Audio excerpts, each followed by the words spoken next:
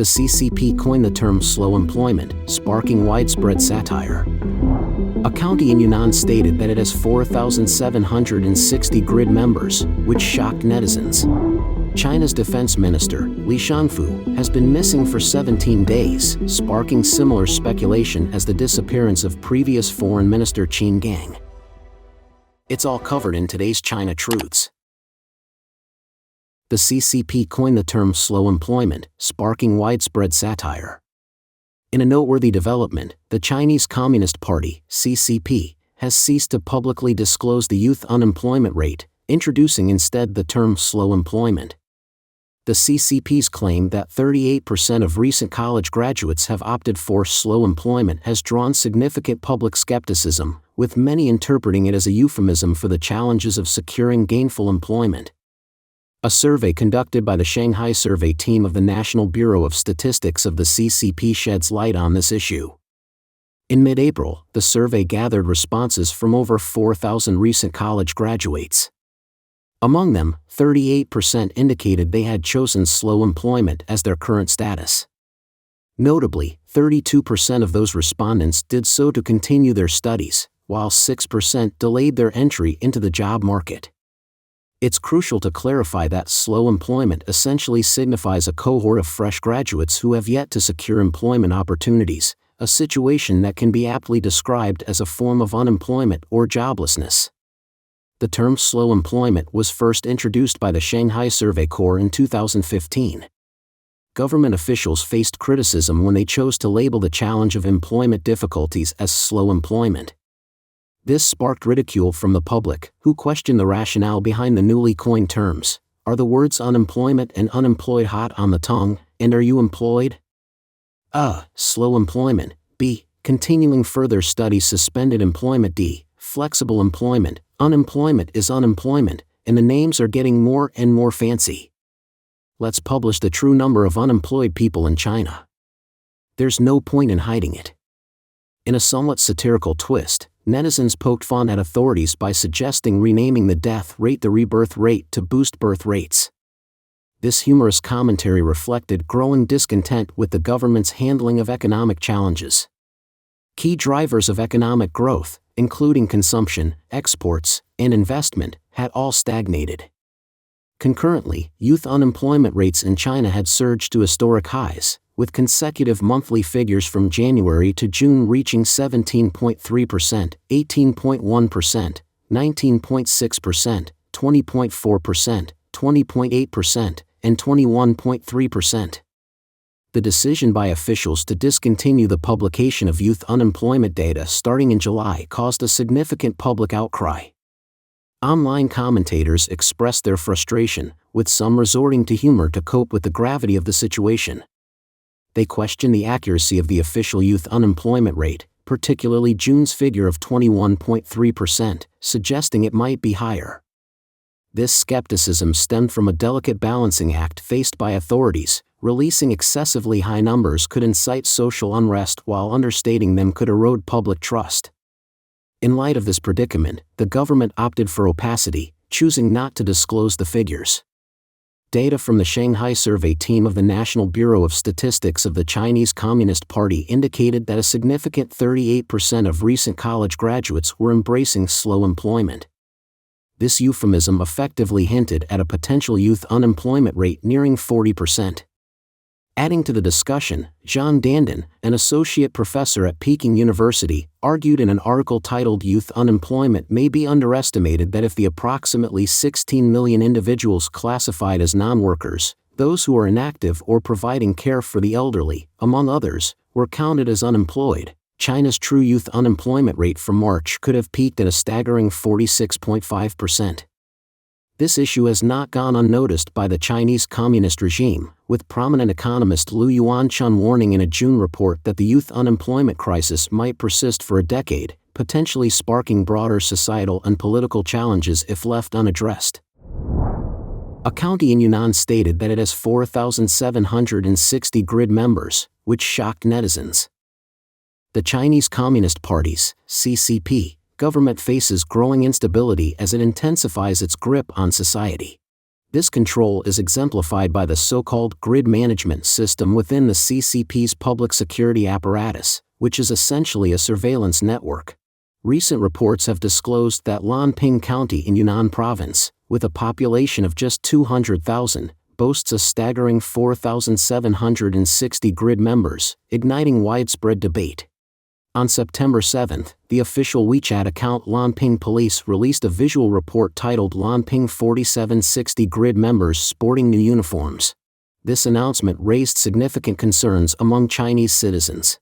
Despite the arrival of early autumn, the Lanping Police reported that grid members in Lanping County have recently been outfitted with brand new summer attire. This peculiar timing led netizens to question the motives behind nearly 5,000 grid members receiving late summer clothes. However, the aspect of greatest concern among netizens is the sheer magnitude of the 4,760 grid members. Public records indicate that Lanping County had a permanent population of 195,700 in 2021. With 4,760 grid workers, this equates to an average of one grid worker for every 41 residents.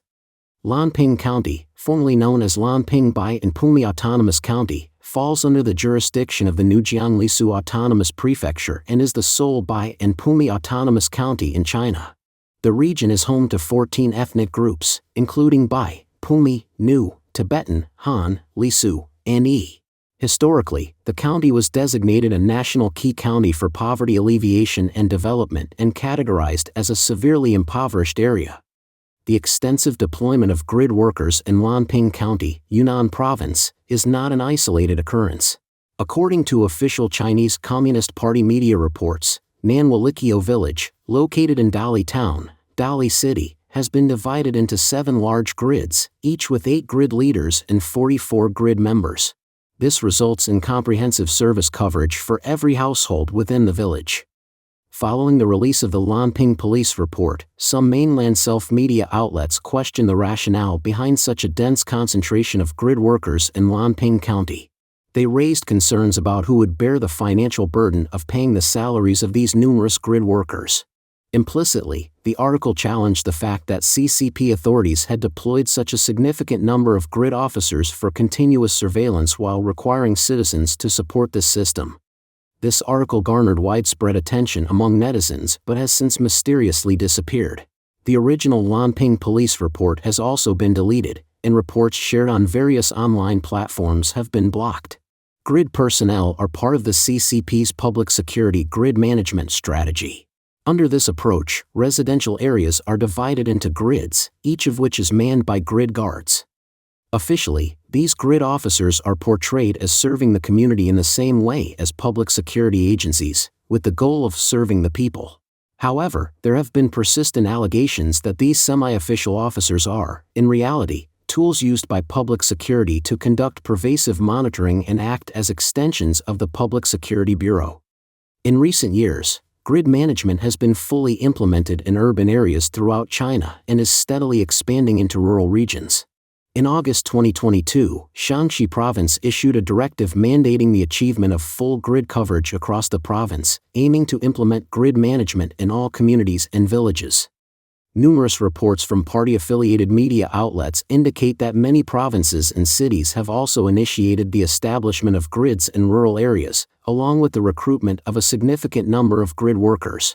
Notably, several counties and cities in Yunnan Province have embraced the concept of networks in the village, grids within grids, and people within the grid.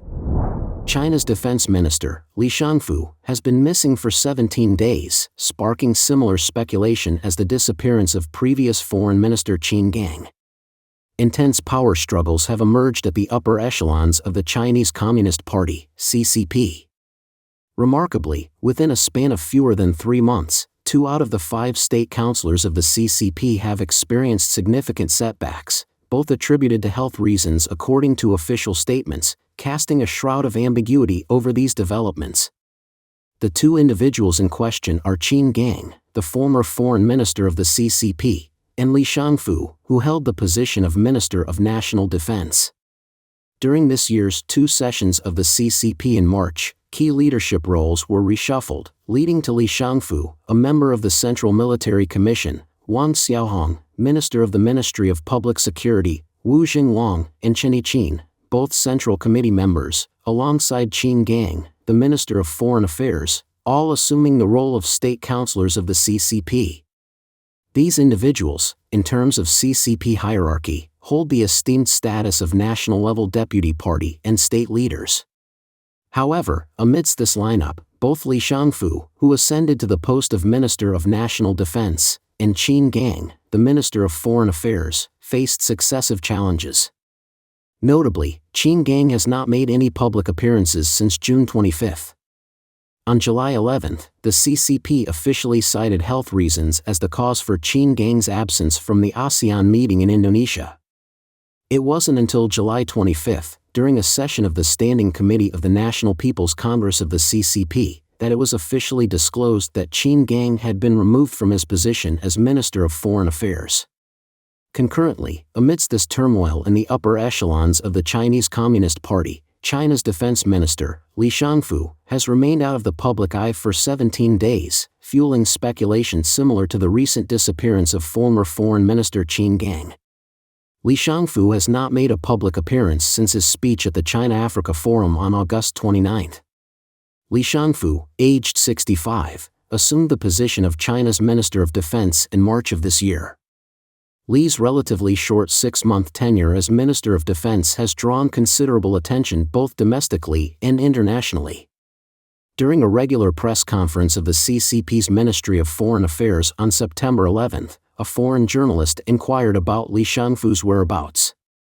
In response, Mao Ning, the spokesperson, stated, "I don't understand the situation you are talking about." This response reflects a pattern seen previously in the handling of questions regarding Qin Gang's whereabouts, suggesting that if an official explanation is not provided, the Ministry of Foreign Affairs spokesperson may face continued scrutiny. Moreover, Reuters reported on September 14 that Li Shangfu had originally been slated to attend the annual Defense Cooperation Conference in Hanoi, Vietnam, from September 7 to 8.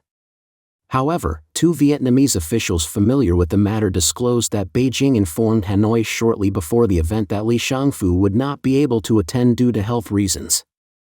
This absence has garnered international media attention, but Chinese Communist Party officials have yet to provide any official comments regarding Li Shangfu's absence from the scheduled Vietnam meeting. The Financial Times also cited sources, including 3 U.S. officials and 2 individuals knowledgeable about the matter, who indicated that the United States had concluded that Chinese Defense Minister Li Shangfu had been relieved of his duties. Independent commentator Kai Shinkuan pointed to the response of Ministry of Foreign Affairs spokesperson Mao Ning to foreign reporters as significant evidence that Li Shangfu's disappearance is not without basis.